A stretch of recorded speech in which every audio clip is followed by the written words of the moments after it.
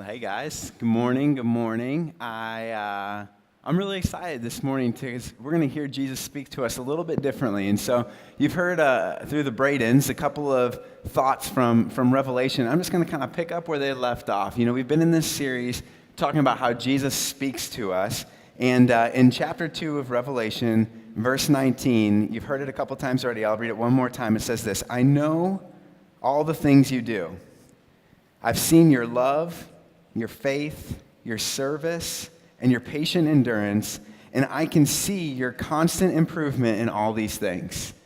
Today, we're going to ask Jesus to speak to us a little bit differently. A lot of times we just kind of do a sermon, and there's one person up here with the scriptures, and we just kind of tell you, hey, this is what God is saying today. But today, Brooke and I are going to have a conversation really to talk about what this verse is talking about, the fact that God has seen over the last 10 years, some incredible things happen in junior high ministry. And so how many of you guys were like under 4 years old 10 years ago? Under 4, 10 years ago. Yes. All of you guys. So yes. Lots of looking up, trying to do the math. Yeah, wait a minute. Under 4 plus 10 minus X times 2. Okay, so all of you guys were super little when this 18-year-old girl started working around here, volunteering, and her name is Brooke, and we'll get into her story in a little bit. And so what we're going to do is we're just going to talk about the last 10 years. And we're going to talk about all the things that God has done in Brooke, and we're going to talk about all the things that God has done in junior high ministry, and we're going to talk about all the things that we feel like God is going to do in this next season. And so when we look at it, it's very similar to what Jesus said in Revelations. I know all the things you do. Nothing that happens on this planet escapes the gaze of God. He sees every single thing. He knows all that we do. And I love this, the things that he chooses to pick out in the church. And that's what we're going to do today. We're going to pick out some of the most beautiful things that Jesus has seen over the last few years in junior high ministry. He has seen our love. He has seen our faith. He has seen our service and our patient endurance. And this is what I love. It's what we've looked at a couple times already. It says this: I can see your constant improvement in all these things. As we backtrack 10 years ago, you're going to see some stuff and you're going to be like, oh my gosh, that was junior high ministry. And at the time, we thought that was like the cream of the crop. We thought that was like the greatest thing that could happen. But you're going to look at it and you're going to be like, that's kind of weird looking or kind of strange. And so it's okay to feel that way, because here's what God is doing. He's constantly improving things. He's constantly making things more and more beautiful, more and more impacting. And so today we're going to talk about how the things that God is doing today exceed the things that he's done. And we're going to talk about how God will be faithful to continue doing things that will exceed even what's being done today. So 10 years ago, this 18-year-old girl rolls into Eastview Christian Church. We'll call this volunteer intern Brooke, because she wasn't on staff yet. But what were you doing 10 years ago, Brooke, when you started here? 10 years ago, man. So my youth pastor back home was like, hey, you need to go check out this church. So I was like, okay, I'm in college, my first year, I'll go check out this church. And back then we met in the old gym down the hallway because he was like, you would like their student stuff and volunteering there. So I was like, okay, I'll go, I'll volunteer. I checked it out. And I asked them like what they needed, and they needed people to set up and stack chairs. So that's job. What I did. Yeah, on Sunday mornings, I came in and I set up, and it was like at 8 o'clock in the morning or something, which is early for a college student.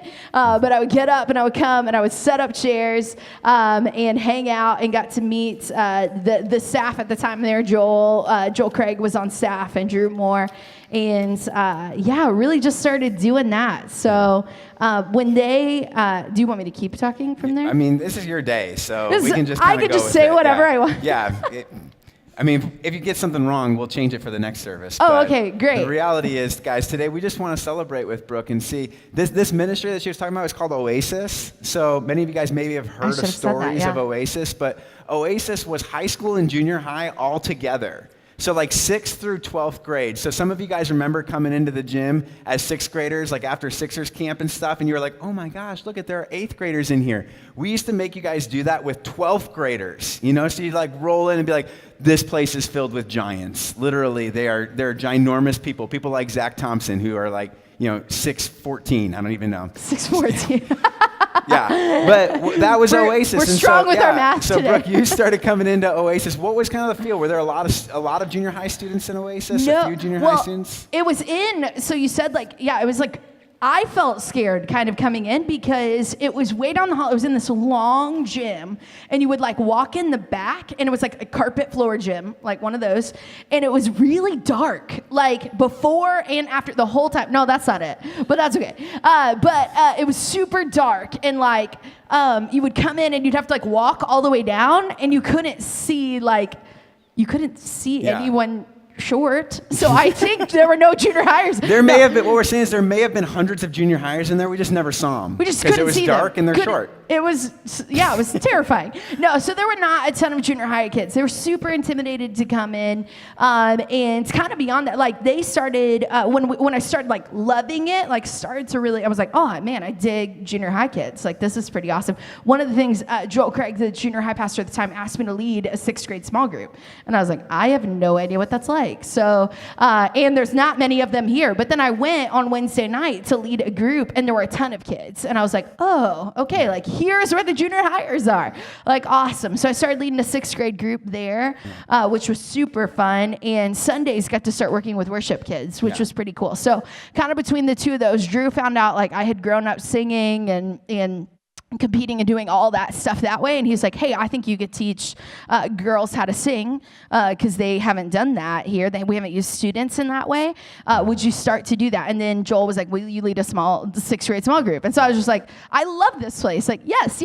I'll do anything. I'll stack chairs and lead small groups and all that stuff. And so just jumped right in. It was super fun. Yeah. So that's around the time that I actually met Brooke. And I was coming in and starting to work on staff. And I worked with Oasis for just a few months before we actually separated out high school and junior high for the first time. And so we were beginning to realize, like, man, junior high is just this special and beautiful time in life, and we can't just group junior hires in with high school students. Like, that just doesn't really work. Basically, what we were doing was having high school church and telling junior hires they could come.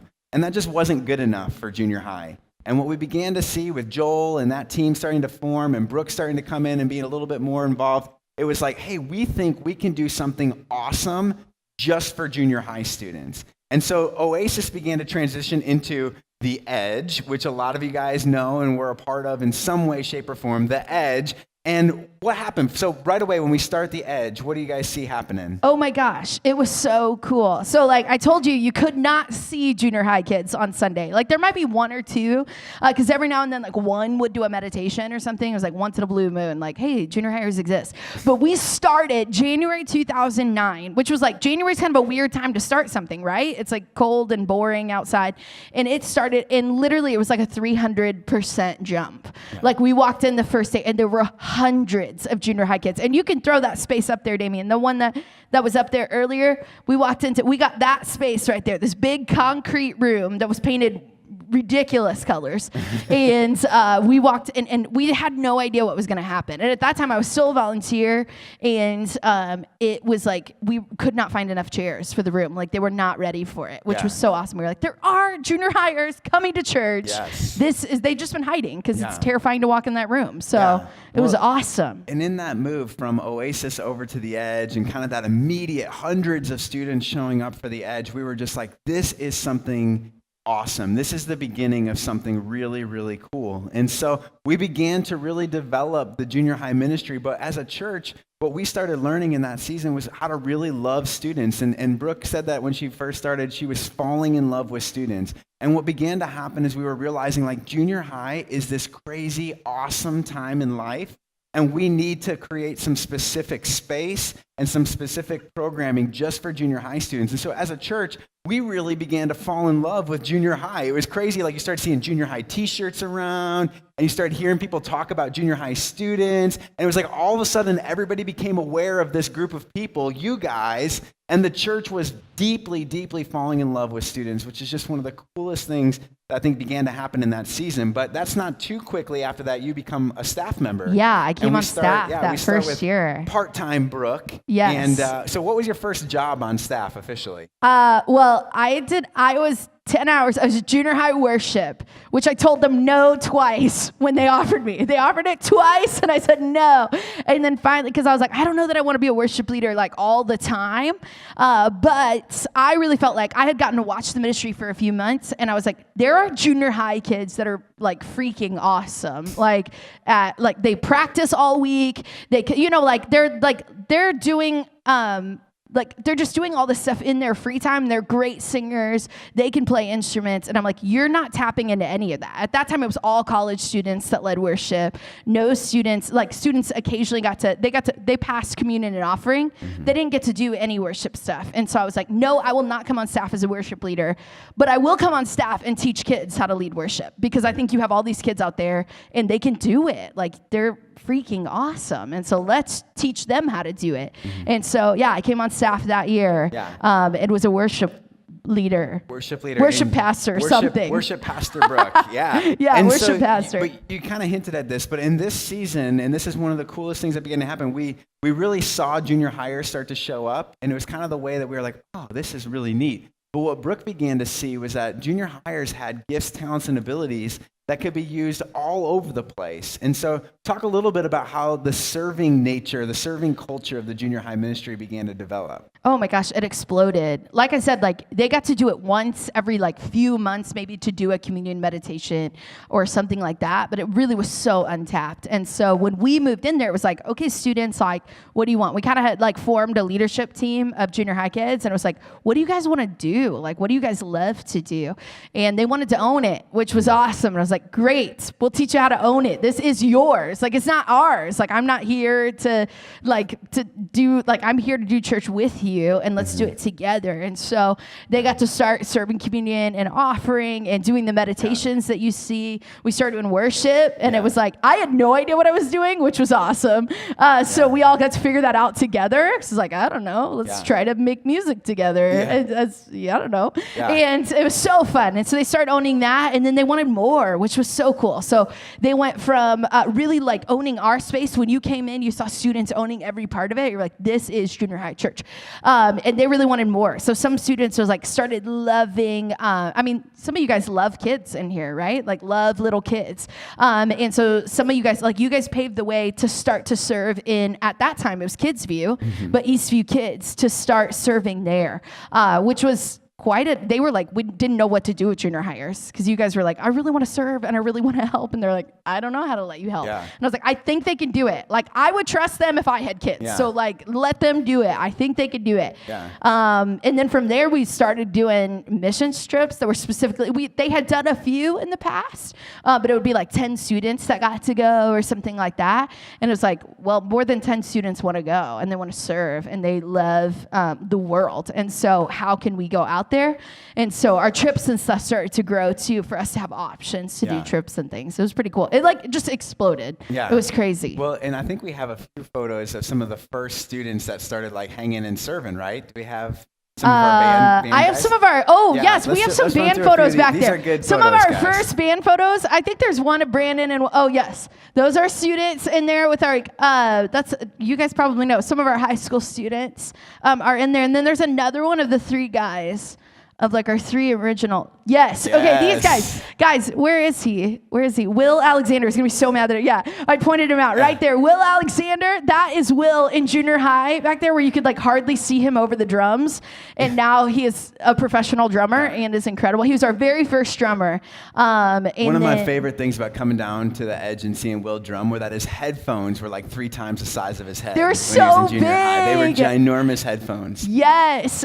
Anytime I'm working with worship students now and we make a mistake and someone's really embarrassed, I'm like, okay, let me tell you all the mistakes that I made, figuring out. Will can tell you.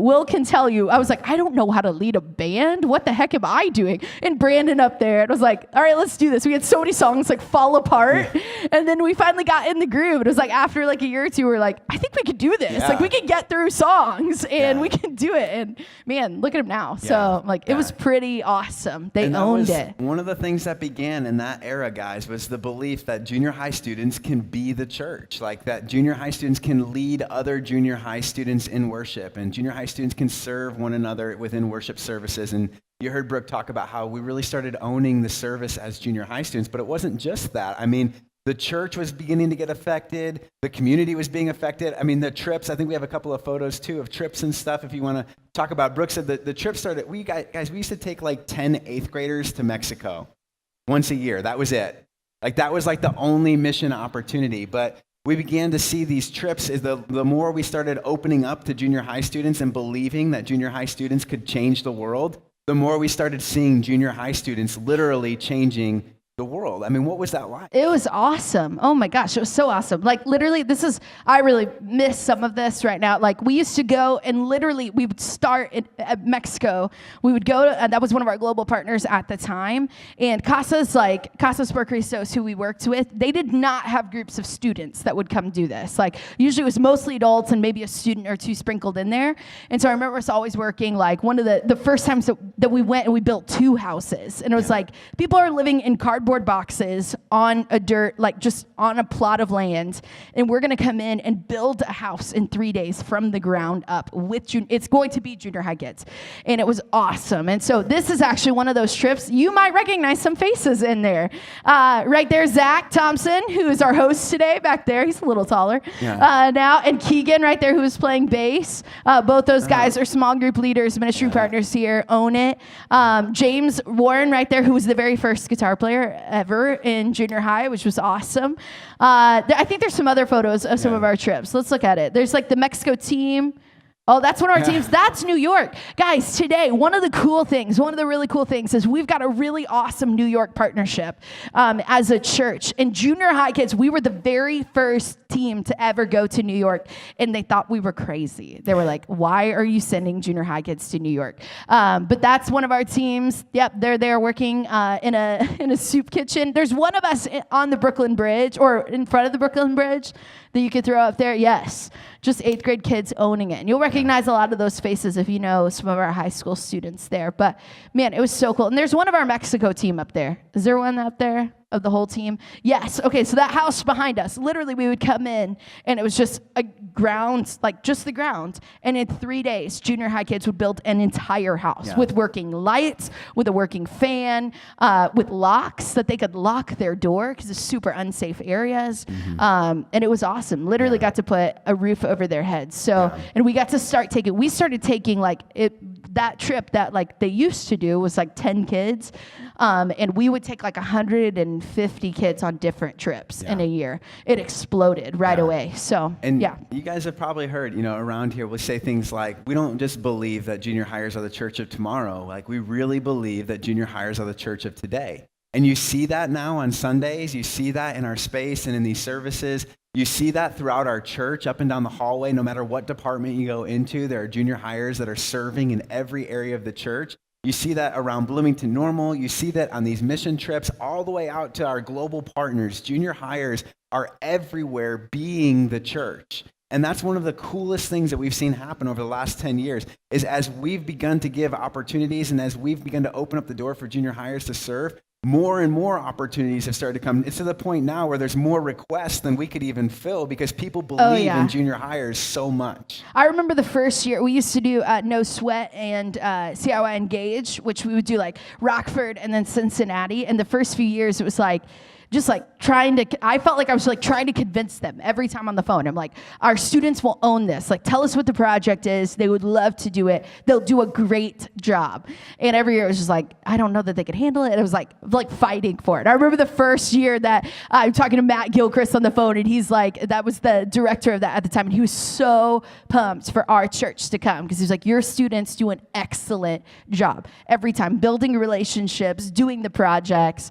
And the first time that at the time it was Kids View, but Eastview Kids now, the first time that they came to us asking for junior high kids, they were like, man, your students are killing it. Like they're our favorite student, like kids love them and it's so fun. And I was like, all right, let's start. So we advertise every year. You guys hear us talk about getting to be able to teach or rock babies or any of that stuff. That was not a thing. It really was like, I promise they won't drop children. Like, I promise. Like, they won't feed them weird things. Like, I promise they will take care of them and the kids will survive. And then they were like coming to us going like, your students are the best at like leading these small groups. Can they do this? And I was like, heck yes, they would love to do that. So all of this stuff kind of moves us into the most recent chapter, guys, where when we began to see students and to really love junior high, and then as we turned around and really began to believe in students and to see you guys being the church of today, we began to realize that junior hires need a serious faith.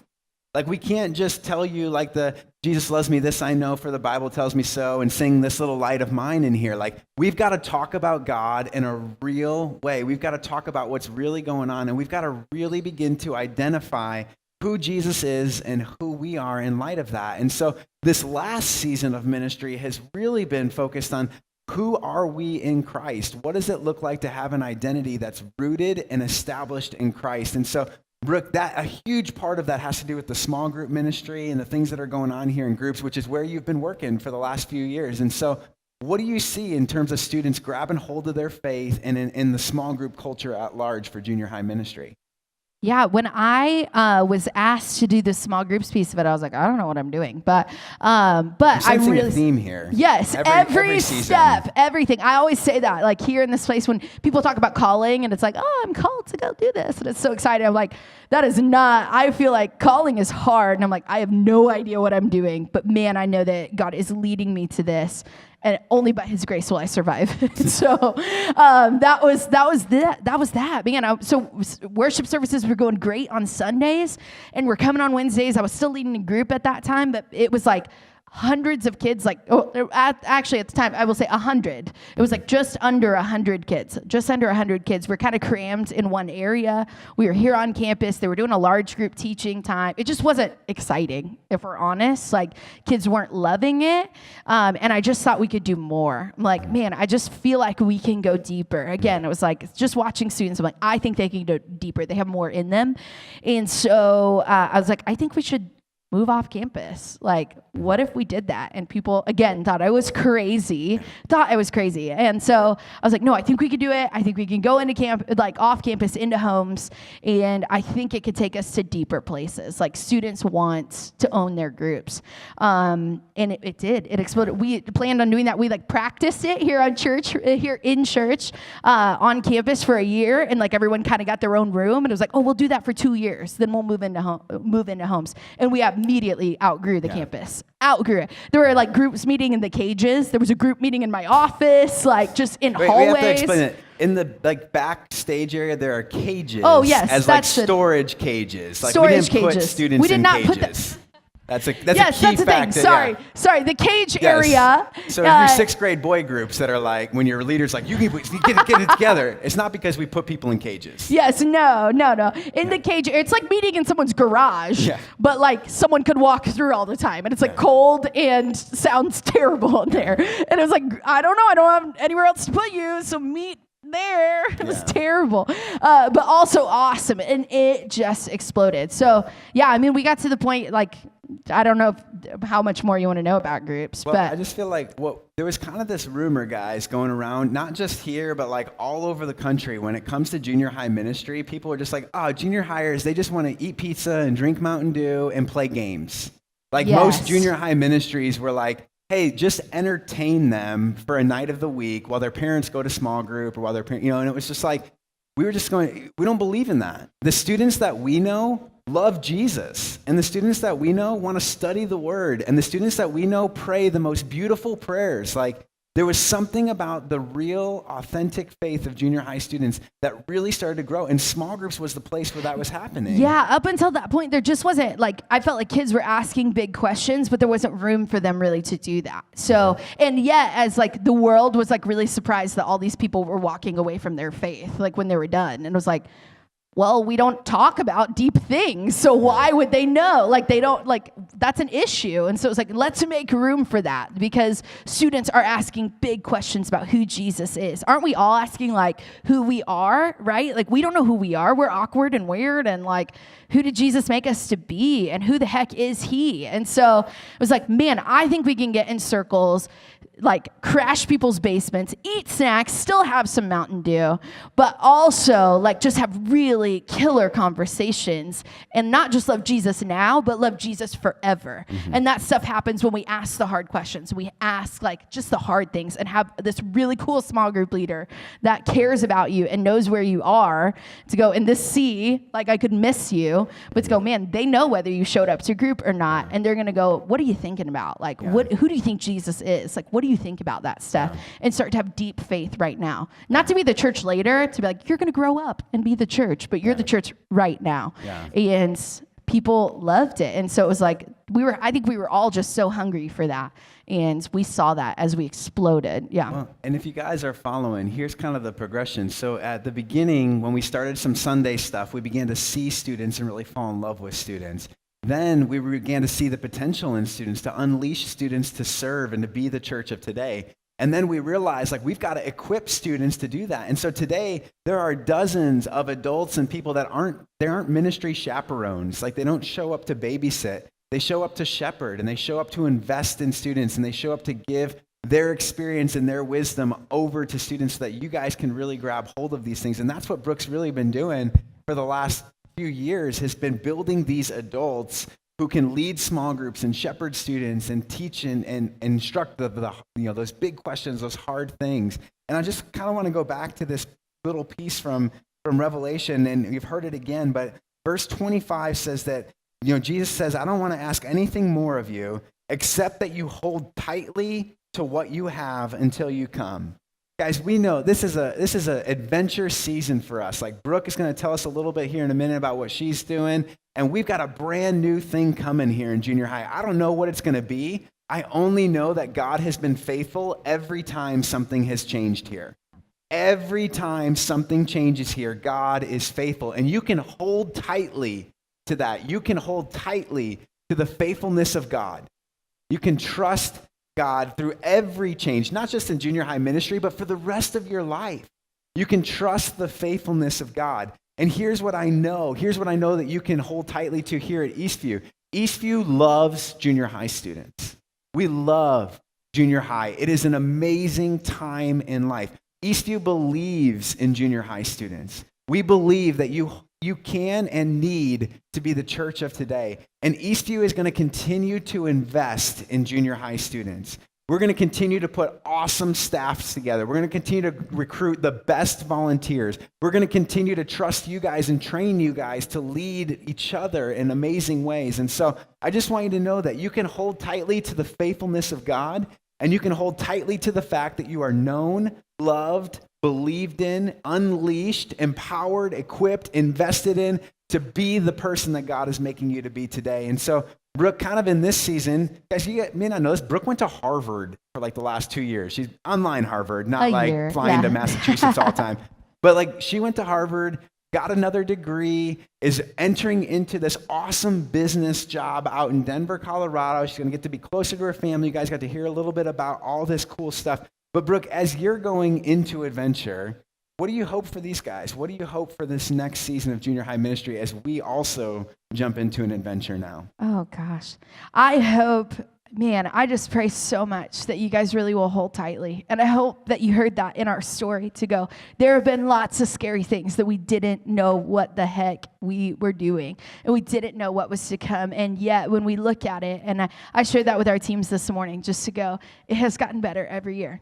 I watched it in you guys. The church has grown in you guys. You guys have grown deeper, and you have invited more people than we ever thought. Every season, everyone underestimated junior high kids, and we're watching it going, man, I think God has created them for more. They're the church right now. They're the church right now.